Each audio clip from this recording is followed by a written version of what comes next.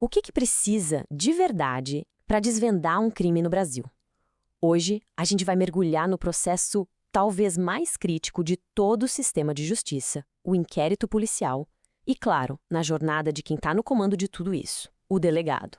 Olha, esse brasão aqui, ele representa uma das carreiras mais desafiadoras do Brasil, sem exagero. A Polícia Civil de São Paulo lida com casos que estão entre os mais complexos do país. Então, liderar uma investigação não é só um trabalho, é carregar um peso e uma responsabilidade enormes. E é exatamente essa pergunta que a gente vai tentar responder aqui. Porque liderar uma investigação criminal vai muito, mas muito além de só achar um culpado. É sobre construir um caso, peça por peça, que seja tão sólido que a justiça possa de fato acontecer lá no tribunal. Ok, então vamos lá. Antes de a gente falar da investigação em si, a gente precisa entender quem é que está no comando, né? Nossa jornada começa com a figura do delegado de polícia. É uma função fascinante, sério. Um delegado não é só um policial. Ele é, na essência, um jurista com poder de polícia.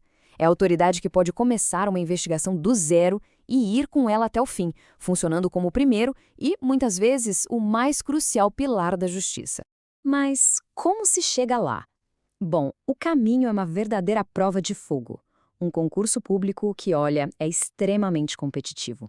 Ele testa os candidatos no limite, tanto no conhecimento quanto na resistência. E o que impressiona de verdade aqui é a quantidade de matéria. Não basta saber só sobre crime, não. Tem que dominar direito constitucional, administrativo, direitos humanos e até medicina legal e criminologia. É uma formação absurdamente completa para tomar decisões que, literalmente, afetam vidas. E aqui dá para ter uma ideia do ritmo na prática. Imagina só, isso aqui é um pedacinho de um plano de 83 dias.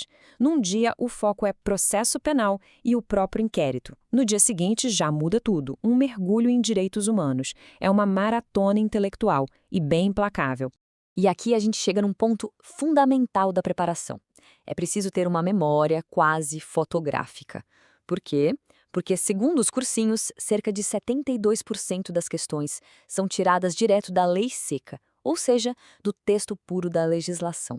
Não tem muito espaço para interpretação, tem que saber o que está escrito ali, palavra por palavra. Isso mostra que não é só força bruta. O tal do caderno de erros é uma estratégia genial. A ideia não é só corrigir a questão que errou, mas entender por que errou. Foi falta de atenção, confundir um conceito com outro. Cada erro vira uma lição feita sob medida para a revisão final. Certo.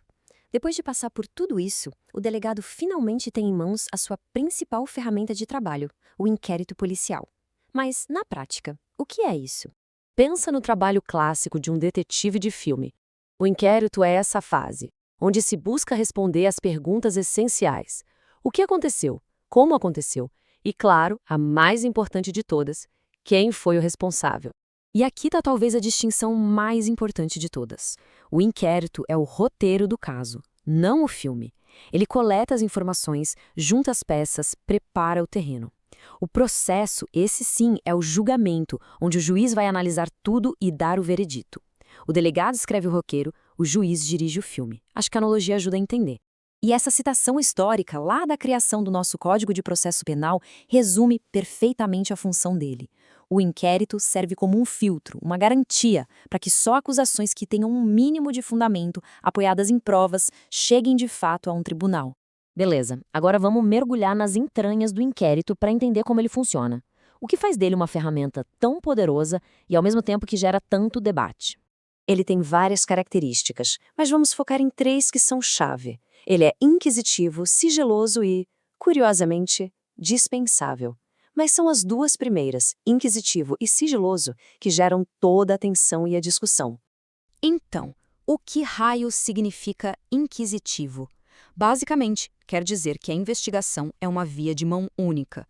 A polícia investiga sem precisar debater cada passo com a defesa. E a lógica é simples, né? Você não avisa para alguém que está procurando provas contra essa pessoa. A investigação perderia toda a eficácia. Já o sigilo, ele tem uma função dupla. Primeiro, claro, proteger a própria investigação de vazamentos que poderiam estragar tudo. E segundo, que é tão importante quanto, é proteger a imagem e a honra de todas as pessoas envolvidas até que se tenha uma acusação formal. E é aqui que a coisa fica complexa. A gente chega no grande paradoxo da situação. Como é que um sistema de justiça, que preza tanto pela defesa, pela transparência, começa com uma fase que é, por definição, unilateral e secreta?